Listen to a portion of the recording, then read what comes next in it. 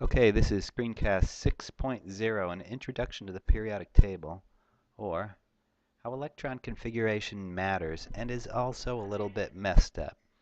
If you're watching this, I assume you have a decent understanding of electron configuration, the Aufbau order, the Pauli principle, things like that. If terms like that are a little confusing, I'd suggest you watch the Unit 5 screencasts at chemistryacademy.org. So we've got ourselves a periodic table, and a reasonable goal would be to come up with a symmetrical organization for the elements. After all, they do show a ridiculous amount of symmetry. It would be nice to document it and keep things nice and simple. Occam's razor. The simplest answer tends to be the right one. Here's our current periodic table in a sort of micro form. Symmetrical? Fail. It is not very symmetrical. We've got this part high, we've got 6 over here, we've got this strange block down here for no apparent reason. It doesn't even count normally. It goes, all of a sudden there's this little insert here where you have to go down here. So let's assume that the periodic table is a work in progress and can be improved. One good thing we have working for us is that the periodic table could represent the electron configuration of all the elements. After all, the electron controls the chemistry of the universe, if you will. It's where the electrons are, particularly the outer shell of electrons, and to a lesser extent the unfilled inner shells, which determine all chemical behavior. The electron configuration is symmetrical and it's infinite. For example, element number 18 has an electron configuration of 1s2, 2s2, 2p6, 3s2, 3p6. That brings us to argon. Add 2 and we're at calcium. Add another 10, etc. And it follows a symmetrical process here. In fact, even this one here goes way beyond the known elements. I mean, look, 7p6 is like 118. That's not even discovered yet, right? And so we're going well into the undiscovered realm here, up to 220 elements. And you could go further. Just for a point of example, element number 242 would be 6H22 for its ending electron configuration. So it would be wonderful if the periodic table could take advantage of this massive amount of symmetry. And in fact, there are models that do. This is called the extended periodic table.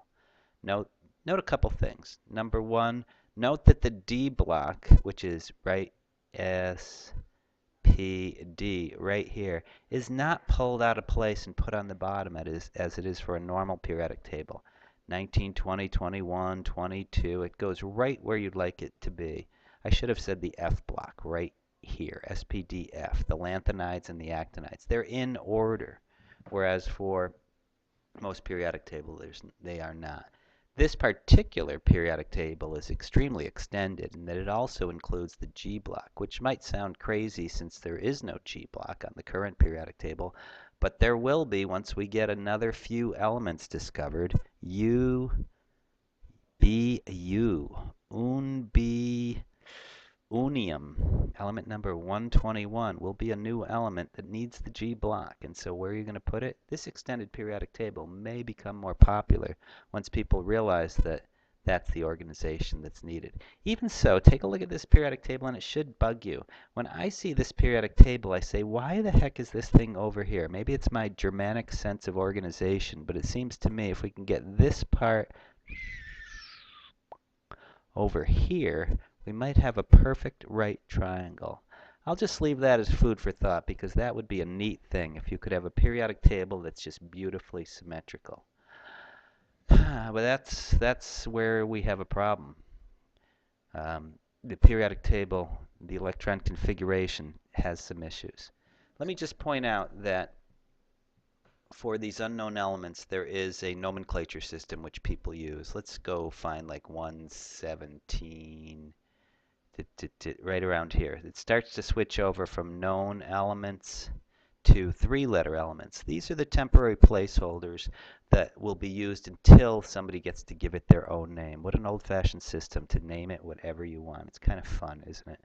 So we see something like UUO. Well, this is how the system works. They just have very short, single syllable names for each digit, 0 through 9. Nil, un, bi, tri, quad, pent, etc. And they make it very simple to name these things. So UUO would be un, act, ium for the end. So here's ununactium, element number 118. What would UNO be? It sounds like the element 1, doesn't it? Uno.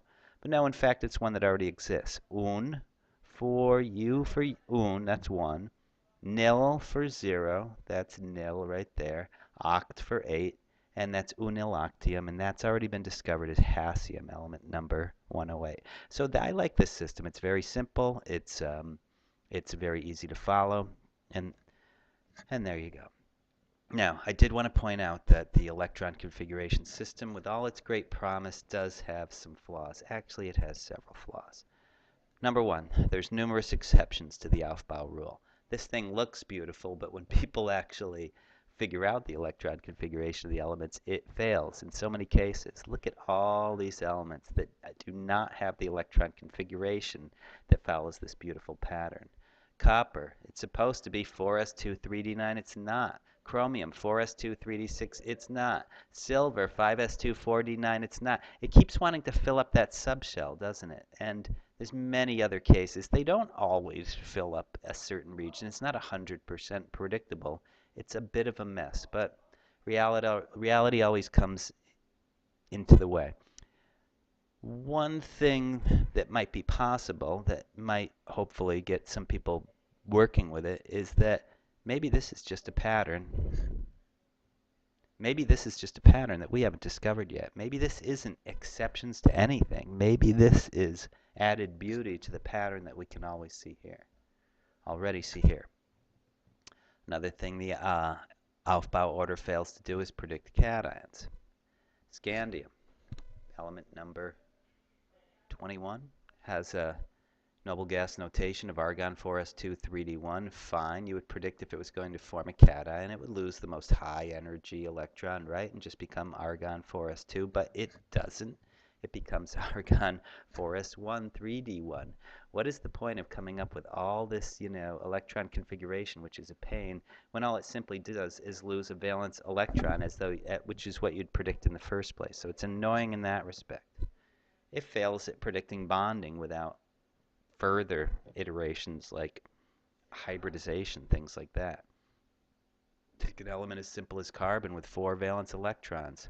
A simple electron dot structure will tell you it forms 4 bonds. It does form 4 bonds. Do the electron configuration, and it predicts only 2 bonding electrons here. People have to go to all sorts of band-aid solutions, if you will, in order to modify this so that it agrees with reality. Not good. Therefore, we can conclude, based on all these things, that we could probably do better. This beautiful pattern here, even with all its exceptions and with all its limitations, should be reflected in the periodic table, and it's not. The extended periodic table, a good start. I'm hoping somebody, perhaps one of you, can come up with a better model. It's a work in progress. This is Screencast 6.0.